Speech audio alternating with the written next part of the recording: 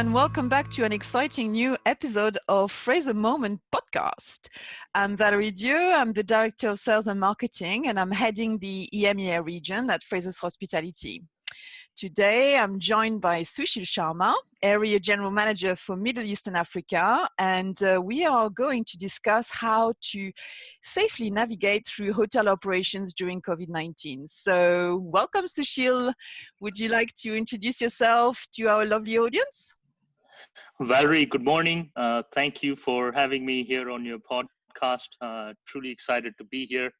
Brief introduction on myself. My name is Sushil Sharma. I support our Middle East and Africa portfolio. I've been with Frasers Hospitality now for almost a little over 4 years. It's been an absolute privilege to be part of this organization. Prior to that, I worked in various markets in North America, Asia, and finally here in the Middle East, which has been an interesting assignment for me. And I look forward to our discussion today on various aspects of our business here in the region. Brilliant. So thank you. Well, we love you. We love having you with us anyway. So, well, certainly I do. Anyway, back to business. So while many hotels around the world closed their doors during the recent COVID-19 pandemic, Frasers Hospitality properties in the Middle East remained open. So this seems to be at the time a far cry from the situation here in Europe. And we are finally interested to find out how you have safely navigated and continue to navigate through the pandemic. So I just wanted to ask you first, how has the situation differed by country? Valerie, interesting you bring that up.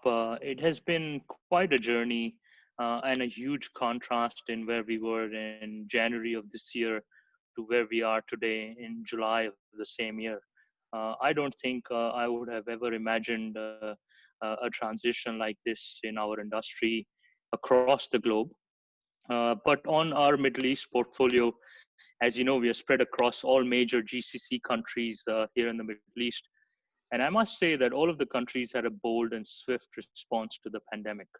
Our industry is used to dealing with uncertainties, especially in the recent times. I first had learned about the pandemic when our properties in China and Southeast Asia, as you know, felt the impact before us. We were able to quickly learn and adapt to the health and safety recommendations pretty much rolled out by each of the countries here in the region, and adding the learnings from our sister properties as a foundation for us to really be on the ball and be ready to adjust to the new norm that I call. Overall, while there might have been a few variations, I felt by and large, majority of the guidelines rolled out were pretty much in line across all our markets, barring a few adjustments across the various aspects of the operations.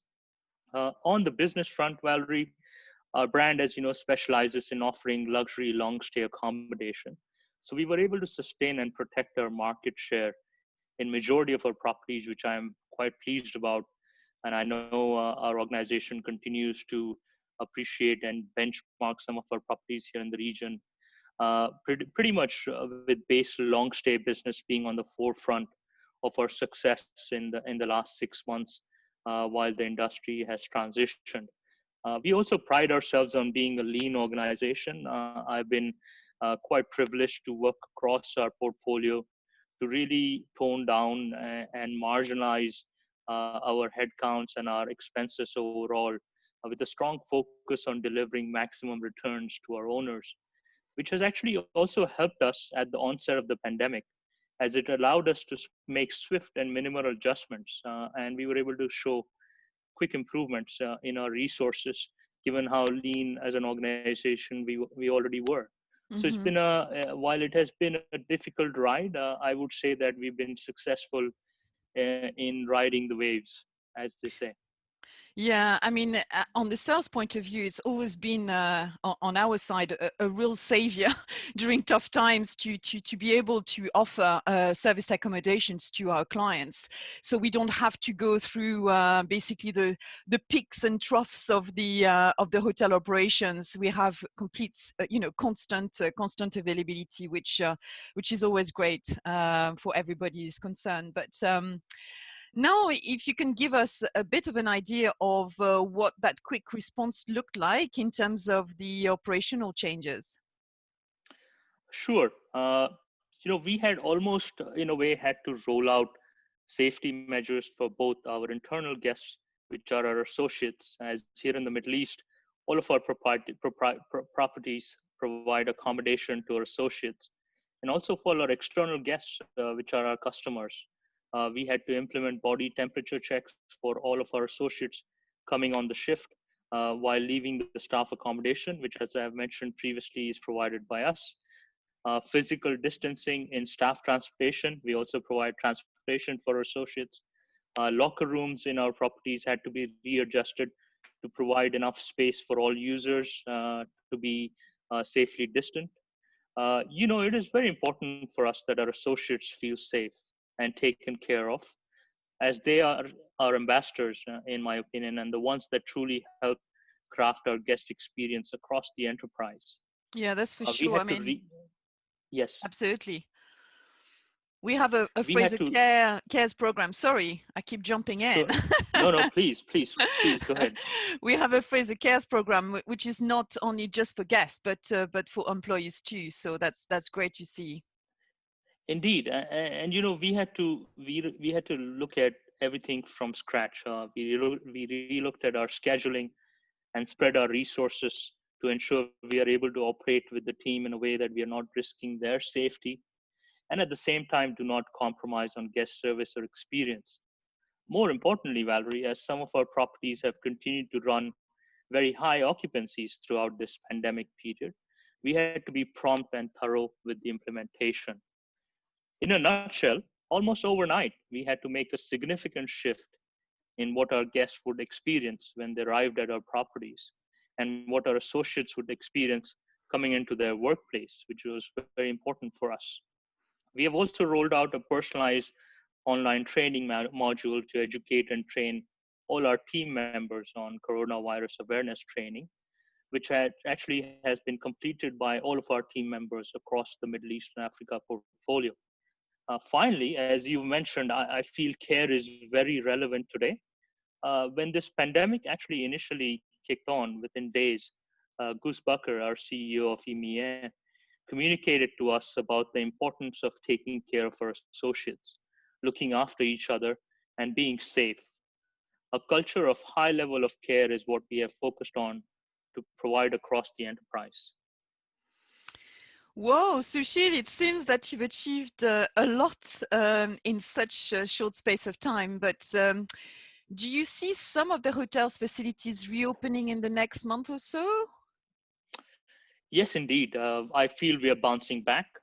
We are closely monitoring local government recommendations on the ground across the portfolio, as various governments have rolled out different mandates. Each of our property general managers are in touch with relevant government authorities to ensure we remain aligned with their guidelines. Fraser Suites Dubai, as we speak, has already opened their fitness center and the swimming pool in line with the precautionary measures recommended by our brand and local health and tourism authorities. Fraser Suites Riyadh has also gradually reopened the recreation areas, and our other properties in the region are guided by a phased rollout plan shared by the local authorities in their respective countries. By and large, Valerie, I envision our recreational areas to be completely operational by middle of August based on the guidance I'm seeing in various markets across the region. I've certainly seen a glorious pictures on the swimming pool of Fraser Suites Doha, which is very, very inviting as they've just opened, I believe today or they are opening this week. So certainly we will see some kind of a more of a attractive and back to the normality, I would say, than before, which is exciting. We need to go back to the normality at some stage. But many of the luxury elements travelers have come to expect in our properties had to be reconsidered. So how did you rethink the five-star experience? Very important. It has been a huge learning curve in terms of the experience and how do we make sure that we are aligned with the recommendations without compromising the whole feel of luxury that our portfolio has been very well known for in the region. As you might remember, majority of our properties rank in the top 10 on TripAdvisor rankings in most of the markets we operate in. So I personally take a lot of pride in what our property general managers have been able to achieve in terms of guest experience and overall ranking within the portfolio and within their individual markets. In my opinion, while health and safety and of course hygiene has always been an important aspect of our industry, it is not something we had to advertise or promote. It was more in the background of our property operations. However, as we know, that has drastically changed in the last 120 days or so. Our guests expect more information on our cleaning and sanitization initiatives, in addition to our health and safety measures to provide a safe environment for their stay. This has obviously impacted the perception of luxury as it has reduced guest contact to an extent for our associates. And I have always believed it is our associates that help craft a true luxury guest experience. In saying that, we pride ourselves on our guest engagement, be it in person or virtually even in today's times. All of our properties went live with WhatsApp concierge in place before the pandemic, which was a pilot a few years ago led by our champion general manager, Christoph Radwanski, in Fraser Suites Diplomatic. And we have continued to see an increase in the usage of this service.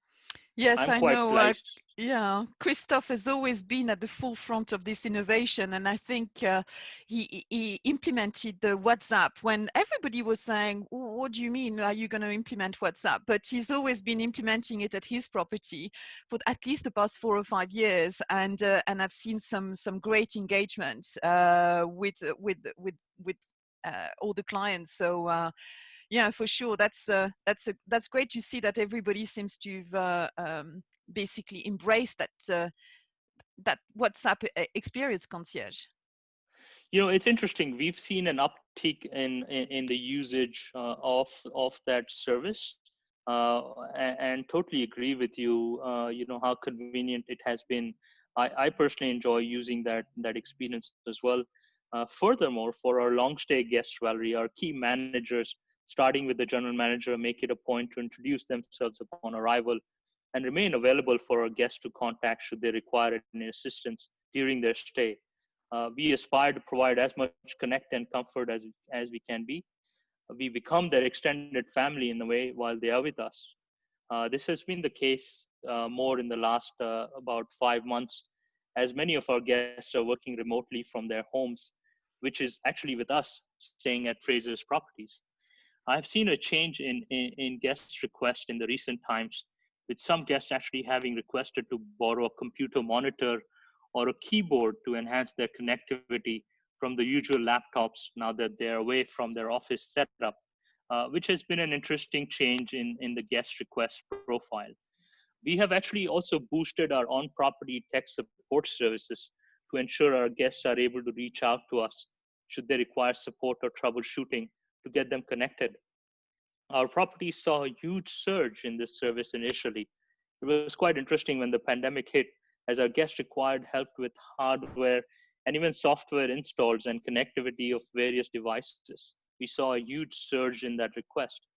In my opinion, while this is not a luxury service, we do remain tuned to the guest expectations, and therefore I feel we are able to offset some of the traditional luxury expectations by providing a more personalized touch and by continuing to anticipate and offer services as our industry evolves. Finally, Valerie, I feel innovation and digital infrastructure enhancement will continue to be the key in terms of how we continue to provide engaging luxury service with new safety and hygiene related guest expectations. Yeah, that's for sure. It's interesting about this surge of demand for tech, but I guess, as you said, people are treating their luxury suites as their home, and therefore there is a home office inside the homes. And I'm glad that the staff were able to basically provide that help. Yeah, which is great to hear. So in your view, what are the travelers trends in behavior post COVID-19?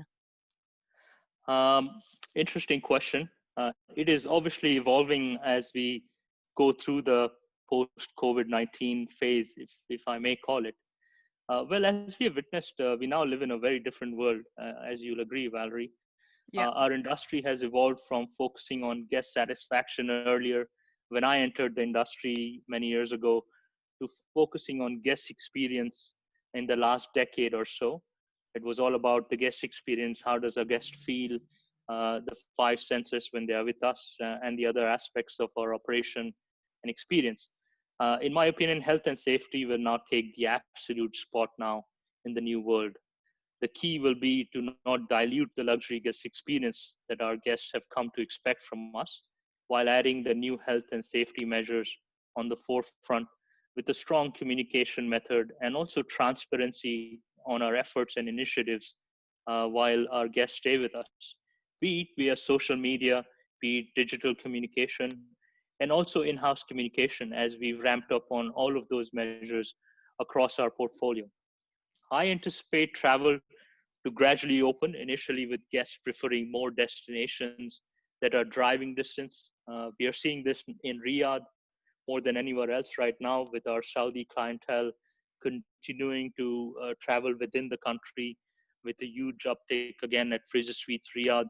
Travelers, in my opinion, will want to feel comfortable and safe when they are out of their safety of their own homes. I feel travel trends will also vary based on regions. For us in the Middle East and Africa, in a way, we are heavily dependent on intra region travel combined with corporate travel from Europe, US, and Asian markets. The corporate travel piece for us in the Middle East, I feel, will be a bit delayed. However, we are excited about the opportunity intra region travel offers once the borders open back up within the GCC region. We are seeing slight flavors of that in Dubai, but I feel we have a long way to go. I foresee more short term, so called risk averse travel to come back online first, as travelers take on shorter and closer to home trips to destinations they are more familiar with and are more confident about. For our portfolio, I feel it will translate into drivable cities such as Muscat, Bahrain, and even Dubai. Outdoor spaces such as our rooftop swimming pool and recreational facilities offered in Fraser Suites Muscat. Fraser Suites Doha, as you highlighted, has just opened their rooftop pool area. And Fraser Suites Riyadh as well offers a similar experience, including some others in our portfolio, will be more popular and well received by our travelers. This will definitely help get the momentum going. Although I feel for things to really get back into full swing, we will require international travel to ramp up and closer to normal levels in order for business to stabilize. I also anticipate travelers to look for more flexibility in our offerings, whether it is the cancellation policies that we initially worked on realigning for our organization, Valerie, of course, with all your support and intervention, which I have always appreciated, where guests upon booking a room or change of travel dates could have the flexibility without the penalty, as was the case previously. Our frequency of room cleaning with regards to the access to our guest suites while they stay with us and the frequency of cleaning that is offered, and also contactless interactions, as we mentioned previously, be it the WhatsApp concierge service and other digital innovations that we've implemented on our property. More importantly, I feel our product offering across the region is fantastic and will continue to be attractive to today's travelers, as our suites or rooms are larger when compared to a regular hotel room, which in my opinion is a huge advantage given guests are now spending more time in their rooms in their private spaces due to the pandemic. And most of our suites offer cooking and laundry facilities to an extent which in my opinion are of great advantage in the post COVID world. Yeah, that's for sure. I mean, it's interesting that what you've seen is exactly what we are seeing also across Europe and the UK. basically localized travel is ramping up. The staycation is also something that people tend to rediscover their cities, having a little luxury weekend. Even when you live in a destination, in your destination, you feel like going on holiday. So it's always nice to see. But as you said, until the borders fully reopen and actually the airlines starting to ramp up their flights, also it's something that will take a little bit of time. But on the positive side of things, we've seen that travel managers are certainly now really much open to discuss their travel needs with us, because before they might not necessarily think of a service department for a short stay.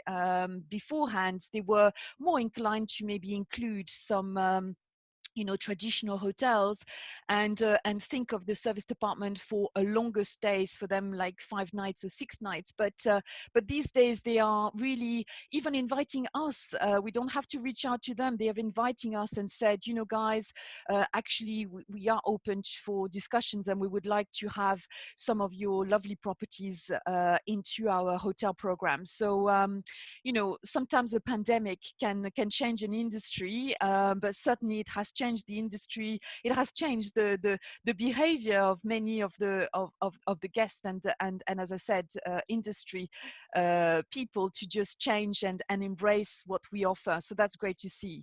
Um, Indeed. as countries establish refine and change reopening criteria, how are you managing the varied and evolving COVID-19 obligations in the markets you serve? And how are we ensuring compliance today and over time in this fluid environment? We must face it. We've had to keep up with the rollouts in individual markets by the respective governments, which has been very detailed and prompt and to the T. In addition, us at Frasers Hospitality have also implemented a thorough and detailed roadmap on reopening for properties that have been closed or new operational guidelines in the face of COVID-19 for those hotels that have continued to serve their communities. We have a strong communication base within the team, led individually by each property general manager, that I continue to communicate consistently. As countries have rolled out operational guidelines, we have not only reviewed and aligned in that property, but also have shared the guidelines with the rest of the Middle East and Africa team. What this has allowed, Valerie, is for everyone on my team to understand the current expectations across the region and also prepare to align, if not already in the near future, on various aspects of guest experience. We have made local government recommendations an absolute priority. By and large, our own roadmap is also aligned with the various government recommendations so far. And where necessary, our property leadership is empowered to make quick decisions and incorporate any recommendations which might not have been included in our roadmap. So this actually takes care of compliance today, if you will. The Mm-hmm. key, in my opinion, will be to maintain consistency and stay aligned with the guidelines until such time as they remain active, which, looking at the current trends, I feel that some of these will continue to be part of our day-to-day operations in the near future. Each of our property has a hygiene champion already identified, trained, and certified. The champion is tasked with not only maintaining the new health and safety guidelines, but also provide ongoing training and education to the rest of the team. I felt it was important for us to have one person leading the charge while the others continue to rally around this individual, and also make sure that the individual is certified and trained in the aspect of the operation. Additionally, I feel the hygiene champion is also a point of contact for any of our guests that would be interested in speaking to us on property while they're staying with us or before their stay, regarding health and safety measures that we've taken on property. And we also value any feedback for us to act upon from our guests. So we continue to make sure that our guests are aware that we have a hygiene champion present in each property that will serve as the go-to person when it comes to the new measures across our Middle East and Africa portfolio. We're actually being very nimble in adapting and updating our processes to stay aligned as well. We are learning as we go and making adjustments, fine tuning where it's required. We continue to revisit our brand standards as well, and actually validating its relevance in today's environment, which is extremely critical in my opinion, given the changing landscape. And accordingly, Valerie, we're making adjustments where necessary on our brand standards to make it easy and in tune with today's operational expectations. For sure hope all of these steps combined with our people first culture will Mm-hmm. continue to help us stay ahead and remain on top of the programs being rolled out. Okay, well, the last questions, and really for great topic. What advice could you give to hotels which are yet to reopen their doors across the world? Thank you, Valerie. It's a great question. I've been continuing to read and hear a lot of the changing trends and how it's important in terms of today's business environment. I read just a few days ago, as we know, tourism makes a formidable contribution to the global economy. That's for sure. Actually, I highlighted World Travel and Tourism Council in 2019. Our tourism sector actually accounted for 10.3% of the global GDP and approximately 330 million jobs. Wow. Reflecting back just 4 months ago to today, the world is a very different place. Our industry has been one of the worst affected, given the various levels of lockdowns and international borders being closed. I would like to remind all our colleagues that our industry is all about resilience and reinventing ourselves. We've been here before in a different stage, not quite as drastic as today, but we have the infrastructure and the understanding of our business to keep up. I strongly believe the new normal requires a new set of core values to be able to build trust in both our associates and also our guests. For associates, it will revolve around making sure they're well trained and continuously updated on the changing guidelines and recommendations, that they themselves are comfortable in securing and secure in their workplace and in their accommodations after work, that they have all of the tools to continue to do their jobs safely and productively. For our guests, as highlighted previously, a high level of cleanliness and sanitization, not only in their own suites, but also across the property in the public areas, recreation facilities, and the spa. Realigning our F&B offerings will also be critical to create as little contact experience as possible. I recall being part of a Six Sigma project many years ago that helped identify the key touch points that define a guest experience. It I'm was sure quite that it's interesting. all, yeah, I'm sure that it's all now out of the window and into new measures, right? Absolutely. I have continued to share that study with every property and team that I've worked in my career since completing that project. And one key learning from that entire experience was that the project highlighted the fact that the first 5 minutes of a guest interaction equate to over 50% of the guest satisfaction. At the time, it was about associate interaction and five senses to create an on brand sensory experience. Mm-hmm. But in the new world, all of that will be overshadowed by how does a guest feel about our health and safety measures put in place in their first 5 minutes when they arrive at the property. Do they see proper social distancing in the valet parking service, at the bell desk? Are the front desk pods protected with a shield?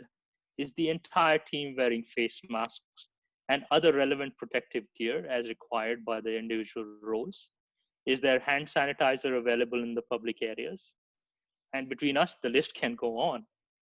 To Yeah, for sure. summarize, to summarize, Valerie, the key will be for us to be proactive in our communication of all of our efforts to ensure we consistently stay aligned with our commitment shared in the messaging.